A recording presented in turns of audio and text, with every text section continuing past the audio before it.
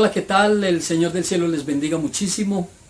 Es un privilegio poder compartir con ustedes este tiempo tan maravilloso del estudio de la palabra. Hemos venido hablando acerca de la cristología y en esta ocasión nos corresponde a la tentación de Jesús. Así que vamos a empezar este pequeño estudio para que podamos tener ese conocimiento tan especial y poder aplicar la palabra de Dios a nuestras vidas. Muy importante. Así que oremos un momento. Señor Dios y Padre Celestial, gracias por bendecirnos, por estar a nuestro lado. Gracias por enseñarnos en cada momento, Señor. Gracias por el ministerio que nos estás ayudando a tener y que podemos llegar a los corazones y a las familias, Señor amado. En el nombre de Jesús, ayúdanos a entender tu maravillosa palabra. Amén y amén. Muy bien, entonces el estudio de la palabra hoy corresponde la tentación de Jesús, en este estudio de la cristología.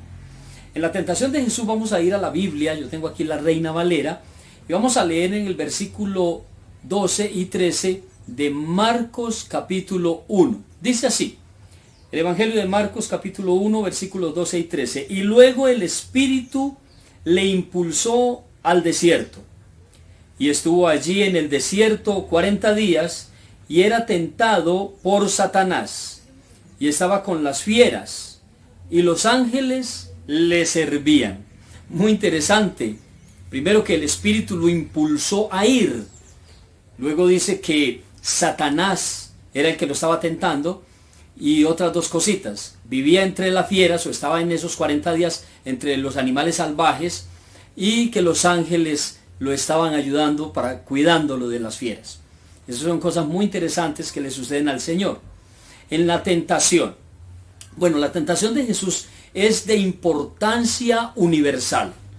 No es simplemente que Jesús fue tentado y ya. No, eso tiene connotaciones universales para todos los creyentes cristianos, hijos de Dios, que quieren avanzar y seguir, para la raza humana que se quiere entregar al Señor del cielo. Esta importancia universal nos ayuda a entender por lo menos dos cosas o dos factores en la tentación de Jesús. El primer factor muy importante es que Jesús debía triunfar voluntariamente por sí mismo sobre el pecado. Es decir, Jesús debía conquistarlo él mismo. Esta es una situación especial porque Jesús se puso en nuestros zapatos de tentación y vino Satanás a tentarlo para poder luego Jesús convertirse en el autor de la vida eterna.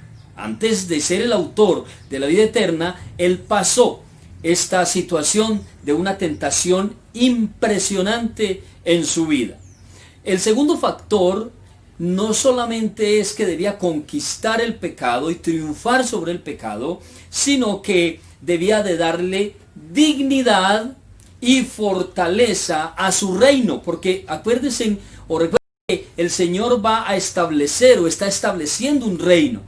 Y para establecer un reino debe haber unas bases especiales, unas bases o unos fundamentos totalmente firmes. Y en este momento el Señor le está dando al reino dos características: dignidad y fortaleza. Así que cuando una persona resiste la tentación, es una persona que tiene dignidad y fortaleza. Es muy importante mirar esto. Ahora, esta connotación de tentación en Jesús tuvo dos aspectos interesantes, que es el aspecto externo y el aspecto interno. Es decir, que la tentación de Jesús fue tanto lo uno como lo otro. Fue externa porque se originó por fuera de Jesús. No fue un impulso interno de Jesús, por un gusto de Jesús que comenzó la tentación, sino que fue por fuera de Jesús, se originó por fuera de su ser. La Biblia dice en Santiago que la tentación viene a nuestras vidas es cuando nosotros, de nuestra concupiscencia, somos atraídos y seducidos.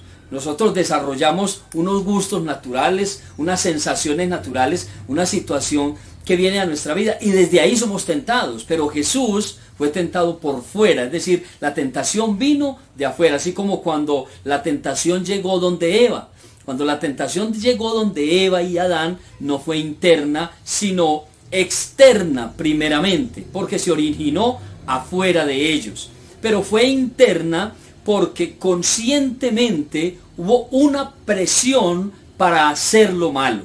Es decir, cuando Satanás le dice a Jesús, si eres hijo de Dios, dile a estas piedras que se conviertan en pan, y Jesús tenía hambre, empieza ahí una presión.